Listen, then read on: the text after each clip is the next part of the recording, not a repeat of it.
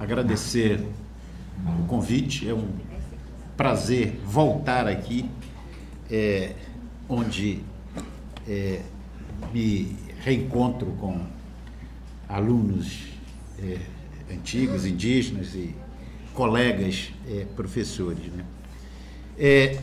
Eu queria começar lembrando que dos 210 milhões de brasileiros que vivem hoje no Brasil, nós não temos 0,5%, 1 milhão de brasileiros que tenham convivido com índios. Mas todos os brasileiros têm uma opinião sobre os índios, sobre as terras indígenas. Eu fiquei muito curioso, quer dizer, de onde é que tiram essa opinião? Eu estou convivendo há quase 40 anos e tenho dificuldade, às vezes, de me situar, e de repente eu vejo as pessoas. Na nossa universidade, nós resolvemos procurar um pouco, fazer uma pesquisa, entrevistar pessoas comuns e correntes, para perguntar qual era a ideia que elas tinham dos índios e de onde é que tinham tirado, né? Ninguém conhecia índio, mas todo mundo tinha uma ideia. Uma jovem formada pela universidade, pela UERJ, em administração, deu a seguinte resposta, assim, séria: os índios constituem um câncer para o Brasil, são um obstáculo para o progresso. E aí, as outras perguntas, a entrevistadora foi perguntando, não é? E depois entrevistou a mãe dessa jovem que tinha terminado o curso universitário. A mãe cuidava da casa, serviço doméstico, aprendeu a dirigir para levar na van transporte escolar, e a mãe deu uma opinião completamente diferente. Disse não. Ela, que não lê jornal e que não frequentou escola, disse não, os índios têm um amor muito grande pela natureza, e deu uma outra visão. E eu fiquei pensando, então, que o trabalho da escola e da mídia tinha sido, se isso se confirmasse com outros entrevistados, o trabalho é justamente esse, é desensinar, né? Eu fico me perguntando, às vezes, o que tem na cabeça de um jornalista que vai escrever sobre os índios. O que ele sabe sobre os índios? Essa pergunta ela podia ser ampliada para outros profissionais. Para um juiz, por exemplo, a Sandra Benítez esteve comigo. Eu já dei módulos de cursos para juízes no Rio de Janeiro. Tem uma escola da magistratura, Emerge, e os juízes que fizeram o concurso são obrigados a fazer o curso.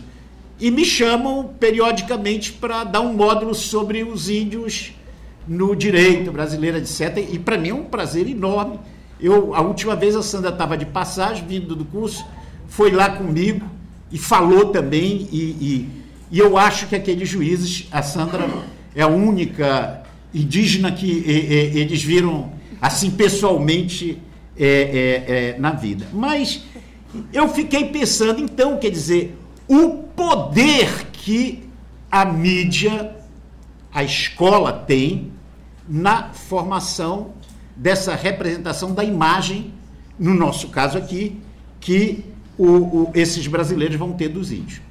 Aí eu lembrei de um filósofo inglês, o Bertrand Russell, que era matemático também, morreu em 1970. Ele teve uma proposta interessante. Ele propôs que as escolas criassem uma matéria, uma disciplina, para ensinar a arte de ler jornais com desconfiança, ou, no mínimo, com incredulidade, né? Quer dizer, ensinar as pessoas a ler jornal nas entrelinhas, a ler o silêncio dos jornais, silêncio que tem um significado, que fala. Aí tem um escritor conservador argentino, o Jorge Luis Borges, que concordou com essa proposta. E ele disse que essa disciplina para ensinar, essa matéria, para ensinar a ler jornal duvidando do que eles dizem, ela pode ser muito útil, porque ele diz, das pessoas que eu conheço, quase todas se deixam enganar por artifícios tipográficos ou sintáticos. Pensam que um fato aconteceu só porque está impresso em letras garrafais nas manchetes dos jornais e confundem a verdade com o tamanho da letra. Se efetivamente fosse ensinado nas escolas brasileiras como se deve ler jornais com incredulidade, a gente teria elementos para suspeitar, por exemplo, dessa frase: é muita terra para pouco índio, né? De repente, inverter a frase, talvez seja muito índio para pouca terra, né? E ela aparece com muita frequência na mídia, né? E ela acaba sendo naturalizada, internalizada e transmitida de pai para filho através do DNA já, porque é uma coisa assim tão violenta, né? E eu pensei que seria interessante a gente identificar os interesses que estão por trás dessa construção dessa imagem e a ignorância ou a má-fé de quem elabora esse tipo de mensagem diária que a gente vê. Aí eu trago aqui, eu proponho aqui 2 princípiozinhos rápidos que podem orientar a leitura dos jornais. E eu trago mais para a gente refletir e discutir 3 propostas de ação para dar resposta a essa coisa absurda, né, dos jornais.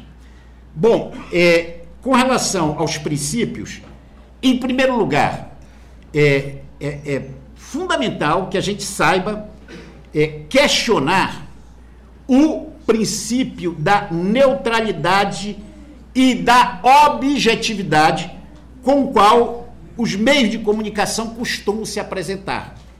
Não somos objetivos, neutros, somos observadores que estão olhando o fato e vão relatar e descrever o fato.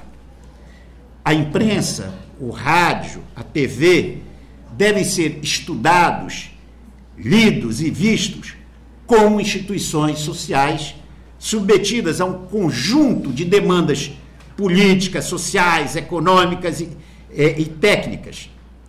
A mídia, de nenhuma maneira, é um lugar neutro de observação e de informação, mas é uma voz ativa, um agente produtor de imagens e representações que tem seus interesses, como quer o linguista holandês, eu nunca sei direito o nome deles, tem gente que pronuncia Van Dijk, outros Van Dijk, né?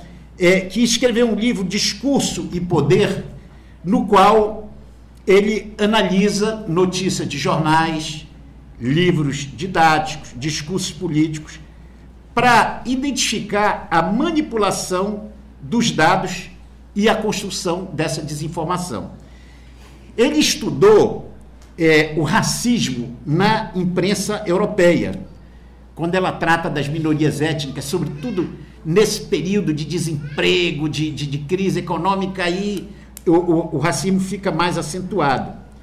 E ele privilegiou, na análise que ele fez, ele analisou manchetes, título de reportagem, o conteúdo das matérias, orientando a leitura dele na construção dos significados. O que significa? Eu pensei, né, tem uma dissertação de mestrado que foi feita sobre a revista Veja, na cobertura do caso do Paulinho Paiacan, que foi um escândalo também, né? O Paiacan era um grande líder que se projetava internacionalmente. Para quebrá-lo, a Veja construiu aquela aquela capa horrível, né, de colocar a foto do Paiacão, selvagem. Tem uma dissertação de mestrado que foi defendida no Museu Nacional, que trabalha um pouco a cobertura não apenas da Veja, mas de 4 grandes jornais, no caso, Paiacão. A Veja, foi mencionado aqui com muita propriedade, ela questiona o lugar que as populações indígenas ocupam hoje na sociedade brasileira, tal como está previsto na Constituição. A estratégia discursiva da Veja é bem primária, mas tem sua eficácia, né? Ela jura que as terras ocupadas por falsos índios ou ex-índios diminui ainda mais o território destinado aos brasileiros que querem produzir. Ela reforça o preconceito de que os índios são improdutivos, preguiçosos. Ela insiste na falácia de que as terras indígenas, que são propriedade da União, arrancam um pedaço do Brasil e mutilam a pátria. O Brasil da Veja fica pequenininho, né? Sem 77% de terras que, segundo eles, constituem área de preservação ecológica, reservas indígenas e antigos quilombos, e que, na representação da Veja, foram retirados do país. Como nenhum cientista social concorda com isso, a Veja ataca, então, antropólogos, acusando de serem os inventores desses índios falsos, como foi colocado aqui, justamente com alguns padres, indigenistas e ONGs. Os subtítulos de reportagem da Veja, nessa matéria que eles fizeram sobre a farra da antropologia, eles dizem tudo. Os novos canibais, lei da selva, um país loteado, macumbeiros de cocar, made em Paraguai, índio bom é índio pobre. Quer dizer, o repórter da Veja, ele não fez qualquer esforço em ser analítico, em ouvir os argumentos dos que estavam sendo ridicularizados ali. O objetivo da revista, então, é claro, era, como do Diário Catarinense, mobilizar opiniões contra os direitos indígenas, que são apresentados como se fossem privilégios. A questão não é apresentada assim, olha, os índios eram donos de todo o território nacional, hoje detêm 13% apenas, perderam 87%. E o Estado Nacional Brasileiro deu na Constituição a garantia de que esses 13% que sobraram vão ficar. Ela não é apresentada assim, ela é apresentada como se os índios estivessem se apropriando do território nacional. Aí ela aciona os estereótipos historicamente operantes sobre o índio para dar cor e sensacionalismo à narrativa. Né? Eles chegaram a inventar, todo mundo viu aqui, que os índios Guarani do Morro dos Cavalos são falsos índios porque vieram do Paraguai. Eu até, brincando no artigo que eu comentei, eu disse, a Veja acha que índio é como uísque, vem do Paraguai, então é falso. Né? O segundo princípio, que eu acho que era importante a gente entender aqui, tá certo, a mídia não é um observador neutro, ela já tomou partido, nós estamos numa luta, mas é importante a gente ficar atento de que a mídia não é um bloco homogêneo. Existem contradições de interesses entre grupos econômicos. Às vezes, por exemplo, o capital financeiro pode ter pequenas contradições, e a nossa função é explorar um pouco isso com as mineradoras, etc. E aí você vai encontrando certas brechas. Também existem jornalistas que são assalariados e que não pensam como os donos dos jornais. Alguns deles chegam a ser até honestos também, né? E eles têm uma margem de atuação. São brechas pequenas, mas que podem e que devem ser exploradas. A questão é que, mesmo bem intencionado, ele não conta com muita informação. Assim, para trazer para discussão, talvez a Elaine pudesse dar, eu fui professor em 2 cursos de jornalismo, da Universidade Federal do Amazonas e da UERJ. Você pode terminar o curso de jornalismo sem ouvir em nenhuma das disciplinas a palavra índio. Não tem nenhuma informação sobre índio. Aí o cara sai e vai fazer matérias, fazer coberturas sobre os índios, sem nunca ter estudado a questão. Então, era importante discutir um pouco a formação desses jornalistas. Como é que nós estamos formando? Eu acho também que tem brechas que podem ser aproveitadas de uma forma inteligente. Olha, em julho de 1917, na Rússia, tinha um jornalista que trabalhava num jornal conservador, que era contra os trabalhadores, contra as greves, mas ele, escondido, né, clandestinamente, ele militava no Partido Bolchevique. E aí o Partido Bolchevique decretou uma greve geral em julho de 17. O jornalista não podia defender aquilo que ele acreditava. O que ele fez? Na época ele conseguiu, os caras foram ingênuos. Hoje o Roberto Marinho não entraria nessa, mas ele escreveu um artigo contra a greve, dizendo o seguinte: imagina, esses trabalhadores agora disseram que vão fazer a greve e marcaram a data, pro dia tal, né? E marcaram até que vão se concentrar em tal lugar e que estão lutando por causa disso, é um absurdo. Mas foi passando informação. Os trabalhadores que liam deixavam a opinião de lado e pegavam a informação. Opa, a manifestação vai sair da praça tal. Então, foi a forma que ele encontrou de aproveitar essas brechas.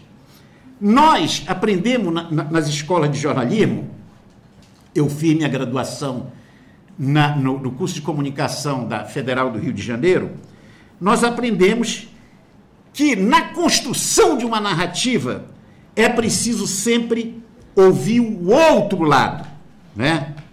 Acontece que as matérias que envolvem os índios, como protagonista, nunca ouvem os índios. Até porque existem, além das diferenças linguísticas, o desinteresse. A voz é dada sempre só para um lado, especialmente para as autoridades, para o poder político e econômico, que vem nos índios um obstáculo para o progresso. Como saber o que ouve com H, se a gente não ouve com O, não é, os índios? Aí, eu, para concluir aqui, rapidamente, eu trago mais para a gente pensar, porque eu também... três propostas assim de ação. Não é? O Marcos falou aqui muito bem sobre essa dificuldade, mas eu pensei até que ponto não vale a pena a gente judicializar e processar cada calúnia, cada mentira, cada injúria, cada preconceito, cada ato racista. Da gente cobrar o direito de resposta. Olha, eu recebi há dias pela internet que no dia 29 de agosto o Ministério Público Federal processou a Editora Abril em São Paulo na área de tutela coletiva do meio ambiente, patrimônio histórico e populações tradicionais. O MPF ajuizou a ação civil pública para que a Editora Abril, responsável pela revista Veja, seja condenada ao pagamento de indenização mínima de R$1 milhão por danos morais coletivos. O pedido refere-se à publicação da reportagem de 5 de maio de 2010, com conteúdo discriminatório contra populações indígenas e quilombolas. Aquela matéria farra da antropologia oportunista. E aí se alega no processo que a revista distorceu informações, usou expressões injuriosas para criticar o processo de demarcação de terras e exige, então, que seja dado uma indenização de 1 milhão.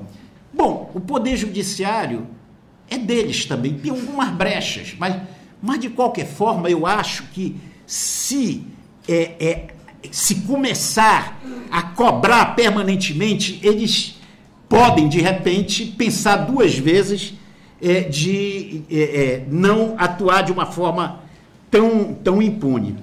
A segunda proposta de ação é se discutir essas brechas e essas contradições, aproveitar elas, quer dizer, não renunciar nunca ao papel de educar jornalistas, autoridades, etc. Olha, o Severo Gomes foi ministro de Minas, da ditadura, ou da indústria e comércio, eu acho. Era um homem, era um empresário, um homem da ditadura. Levaram o Severo, na época da Constituinte, para o Parque Yanomami. Ele passou uma semana com os índios Yanomami, ele veio com outra cabeça. E ele teve um papel, junto com o doutor Ulisses, 2 homens conservadores, tiveram um papel importante na garantia daqueles direitos obtidos pelos índios na Constituição. Eu lembro também, com todas as críticas que se possa fazer, mas o relator da Raposa Serra do Sol, o Aires Brito, que disse que quando ele começou como relator a ler o processo, ele tinha a mentalidade do general Custer. E quando ele terminou, ele estava pensando como touro sentado, né? Isso para dizer que a gente não deve renunciar nunca essa possibilidade de discutir, de tentar convencer, mesmo quando ela é mínima. Tem um poeta e dramaturgo alemão, Bertolt Brecht, que dizia uma coisa interessante, dizia, a gente deve sempre conversar com todo mundo, ele disse, até com o carrasco que vai guilhotinar e cortar a tua cabeça. Porque ele vai cortar a tua cabeça de qualquer forma. Você olha para ele e diz, quanto é que te pago para fazer esse trabalho indecente? Ele diz, ele corta a tua cabeça, mas você pode deixar uma minhoca na cabeça dele também. Né? Então, essa ideia de não renunciar nunca à possibilidade de levar essa discussão em todos os fóruns, A terceira questão, e eu concluo, eu acho que a Elaine poderia responder melhor sobre isso, e ela já tocou um pouco, mas seria uma ofensiva nas redes sociais, né? Que é um fenômeno novo, né? Surgimento de novas mídias aí, do jornalismo online, o cyberjornalismo, essas novas técnicas, novas ferramentas e possibilidades tecnológicas. De qualquer forma, eu sinto quando os jornais deformam demais, você sente balançar como se fosse no Maracanã as redes sociais, né? Fervilha, as pessoas ficam indignadas e começam a repassar. Eu acho que, sei lá, até esses cursos de licenciatura indígena deviam capacitar os alunos na linguagem multimídia para exercer esse jornalismo online, conhecer as diferentes maneiras de publicações noticiosas veiculadas a essas redes, sites, blogs, etc., comunidades virtuais, enfim, brigar sempre, disseminar a notícia na rede. Tem um panfleto que foi escrito em 2005, que circulou, que era feito pelo pessoal, os arrozeiros lá da área da Raposa Serra do Sol, contra os índios, dizendo que os índios falavam inglês, hasteavam a bandeira americana. Olha, isso é um horror. Até colegas meus, antropólogos, que não trabalham com índio, mas da universidade, como sabe que eu estou, disse, olha, mas isso é um absurdo, eu quero simpatizar com os índios. Aí eu dou prioridade para isso. Eu escrevi um artigo sobre os gafanhotos, né, para explicar que isso é um panfleto falso. Eu mando, cada vez que eu recebo isso, eu mando para quem me mandou, né, a resposta. Eu acho que a gente não deve renunciar. Eu concluo aqui, lembrando um pouco o que foi dito aqui pela Elaine, essa coisa da mídia alternativa, quando nós criamos o jornal O Porantim, em Manaus. Foi 77, 78, a gente estava criando o CIMI regional em Manaus, e eu estava indignado com a forma como os jornais cobriam a questão indígena.